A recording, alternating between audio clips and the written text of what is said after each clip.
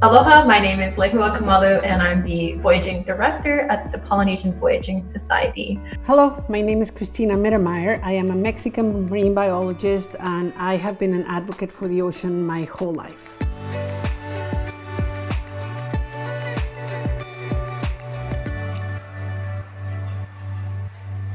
Christina is a photographer. I've seen many of your images, and honestly, when they say they're worth 1,000 words, that doesn't even come close. And I think what's really beautiful about your work is you're able to connect people on a very deep and emotional level. Photography plays a key role in sparking the imagination, igniting curiosity, and helping scientists ask different types of questions. So for me, being on expedition is about building a bridge of empathy with the natural world and with other communities. I spent a lot of time thinking about the connection between Indigenous people and nature, so I travel a lot to the Amazon and to the highlands of New Guinea. But the first time I photographed a person underwater was in Hawaii, and it occurred to me that for the next 10 years, what I'm going to be doing is to tell the story of the people that live at the edge of the sea from the perspective of their relationship with the ocean. Because I think that's a story that is not told enough. If a spaceship arrived on our planet today, they would say, oh, these are ocean people, because this is an ocean planet.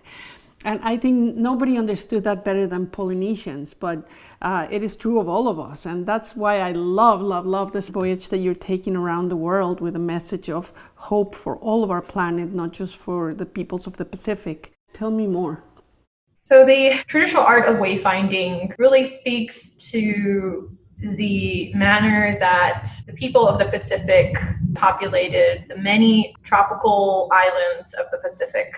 The way they traveled did not include compasses or sextants or obviously GPSs and satellites. They relied on the human ability to really connect and understand the world around them. My first voyage was in 2014, and we took a journey from the big island of Hawaii, Mokuokeawe, down to Tahiti. The voyage was really inspired by being a much stronger voice for the stories of our people and our community and understanding the community of this earth around us. What we say is malama honua, to care for the earth.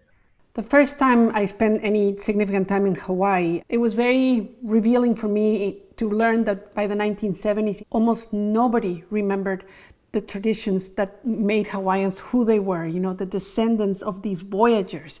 Because sailing these canoes across the Pacific, it was like going to the moon, And all of that was a danger of being lost. And for me, seeing Hokulea and learning about Hokulea for the first time was a huge revelation that there was a group of people here that had the courage and the vision to know and understand that the only way to revive and rescue Hawaiian traditions, but also to return the power and identity to the Hawaiian people, was by taking this canoe across the water. And to me, that story, has stuck so much. So I can only imagine what it's been like for you. To become a navigator and spend so much time on this boat. I love your thoughts on that, Lehua. One of the things that has always drawn me to this art of wayfinding and to continue sailing these canoes is that spirit of engineering and ingenuity and adaptation. Hawaiians were technologists and scientists and engineers, and we're always looking for what innovation could help us live more balanced lives in the places that we inhabit. That is such a profound idea, Lehua, because recently I traveled to Rangiroa and I met this amazing young group of people, the coral gardeners, led by a young man that at the age of 16 realized that the reef in Moorea was dying. And so he just took it upon himself to figure out how to restore the reef. Narratives change the way that we address issues and that we find solutions. And when it comes to the ocean, the narrative has been, oh my God, we're killing all the whales and we're dumping all the fossil fuels.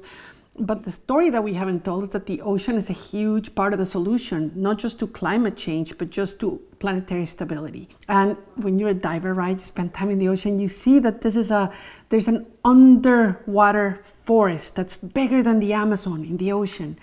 And these forests, which includes all of phytoplankton, seaweed, kelp, has a tremendous power of absorbing carbon from the atmosphere. When I think about the ocean and what it can do, I think about seaweed, and all the things that we can do with seaweed. We can eat it, we can use it for biofuel, but my favorite thing is the new technologies that allow us to use seaweed to create alternatives to plastic. We all can get behind ideas like that. As we go forward trying to find solutions for climate change, we need to recast the ocean as part of the solution and not just as a victim. I'm wondering for you, do you see the footprint of man in the middle of the ocean? Yeah, our footprints are everywhere. As we sailed to San Francisco on that most recent voyage from Hawaii, it took us right through really the path of the North Pacific Gyre, where a lot of our human trash collects. This is a place this stuff just shouldn't be. And I think every one of us that gets to see that in person has a very real reaction to that. And I don't think you can go home and look at your trash bin the same again. I think it's very hard to convey that to someone who doesn't see it for themselves with their own eyes. So in 2019, a scientific paper was published in the Journal of Nature, and the scientists talk about 6 wedges that include protecting spaces, protecting species, restoring habitats, rethinking fisheries, casting the ocean as a solution and not a victim, and finally, we need to think about pollution. These 6 wedges are a roadmap for restoring health and abundance to our oceans. When we talk about voyaging with our double hold canoes, it allows a lot of time and space for you to stop and think and look around and really take in what's going on in the ocean. Do you feel hopeful? What gives you hope? I think many things give me hope. We have been here for a long time, and as a society, we have seen so many challenges for so many years, decades, centuries, and we overcome those things and in different ways with different solutions and different technologies. And it is looking to where we came from and knowing that there are ways past things that seem insurmountable. And if you ever need a little bit of peace, go outside, take a look at the sky, take a look at the stars, take a look at the sunshine. There's always a light out there. All we have to do is follow the blueprint.